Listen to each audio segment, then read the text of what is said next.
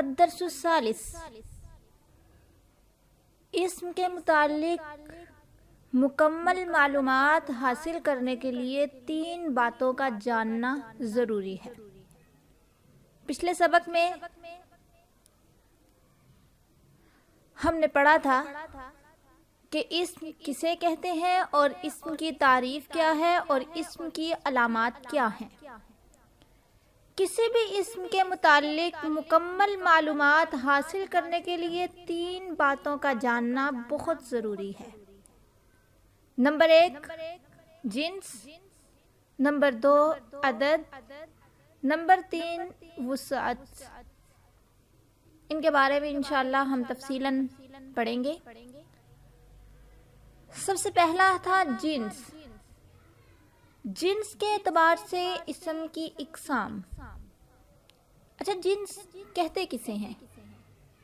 اسم کے متعلق یہ جاننا کہ وہ اسم مذکر ہے یا مؤنث ہے، نر ہے، مادہ ہے، یہ جاننا جنس کہلاتا ہے۔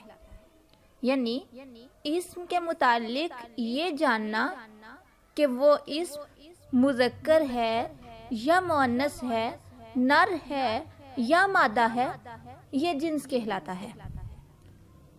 تو اس اعتبار سے اسم کی 2 قسمیں ہیں۔ سب سے پہلی قسم مذکر اور دوسری قسم ہے مؤنث۔ مذکر کسے کہتے ہیں؟ جس لفظ میں جوڑے کا تصور موجود ہو تو نر سے تعلق رکھنے والا اسم مذکر اور مادہ سے تعلق رکھنے والا اسم مؤنث کہلاتا ہے۔ جیسے امن، دیکھیں اس میں جوڑے کا تصور موجود ہے کہ امن ماں، اس کے مقابلے میں ابن باپ آتا ہے۔ اسی طرح اختن بہن، اور اس کے مقابلے میں اخن بھائی آتا ہے۔ یعنی مذکر کی تعریف کیا ہے؟ جس لفظ میں جوڑے کا تصور موجود ہو تو نر سے تعلق رکھنے والا اسم مذکر اور مادہ سے تعلق رکھنے والا اسم مؤنث کہلاتا ہے۔ مؤنث کی مثال جیسے امن ماں اور اختن بہن، اور مذکر کی مثال ابن باپ اور اخن بھائی۔ اچھا، ہمیں کیسے پتا چلے گا کہ کوئی اسم مؤنث ہے، مذکر ہے؟ اس مؤنث کی پہچان کی 3 علامات ذکر کی جاتی ہیں۔ پہلی یہ کہ جس اسم کے آخر میں گول تا ہو وہ بھی مؤنث کہلاتا ہے، جیسا کہ رحمتن، رحمتن آخر میں تا ہے نا، گول تا، اور جس کے آخر میں الف ممدودہ ہو۔ الف ممدودہ کا مطلب یہ ہے کہ سب سے آخر میں حمزہ ہو اور حمزہ سے پہلے الف کے اوپر مد ہو، اسے کہتے ہیں الف ممدودہ۔ تو جس کے آخر میں الف ممدودہ ہو جیسے حمیرہ، تو یہ بھی مؤنث کی علامت ہے۔ اور تیسری اس کی علامت یہ ہے کہ جس کے آخر میں الف مقصورہ ہو، اس کا مطلب یہ ہے کہ آخر میں یا ہو اور یا کے اوپر کھڑی زبر ہو تو وہ اسم بھی مؤنث کہلاتا ہے۔ یہ 3 علامتیں ہیں مؤنث کی۔ یعنی مؤنث کی ہمیں پہچان اس طریقے سے ہوگی کہ یا تو اسم کے آخر میں گول تا ہوگی، یا اسم کے آخر میں، اس لفظ کے آخر میں الف ممدودہ ہوگا، یا پھر الف مقصورہ ہوگی۔ ٹھیک ہے، آگے نوٹ میں کچھ لکھا ہے۔ نوٹ میں انہوں نے بتایا ہے کہ کچھ ایسے اسم ہوتے ہیں جن میں یہ علامات پائی جاتی ہیں لیکن پھر بھی وہ مذکر بولے جاتے ہیں، انہیں مذکر سمائی کہتے ہیں۔ یعنی جیسے عرب والوں سے ہم نے سنا، ہم نے ویسے ہی انہیں مذکر بولنا شروع کر دیا، حالانکہ قاعدے کے اعتبار سے وہ مذکر نہیں تھے بلکہ مؤنث تھے، کیونکہ اس کے آخر میں گول تا تھی۔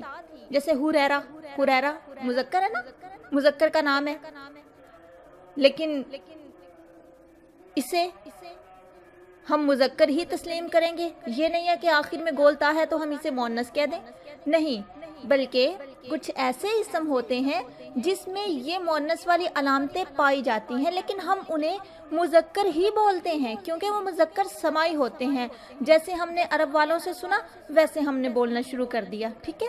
اور کچھ ایسے اسم ہوتے ہیں جن میں یہ علامات نہیں پائی جاتی، یہ جو اوپر 3 علامتیں بتائی گئی ہیں نا، کچھ ایسے اسم ہوتے ہیں جن میں یہ علامات نہیں پائی جاتی لیکن پھر بھی وہ مؤنث بولے جاتے ہیں اور انہیں مؤنث سمائی کہتے ہیں، یعنی جیسے ہم نے عرب والوں سے سنا ویسے ہم نے بولنا شروع کر دیا، ٹھیک ہے۔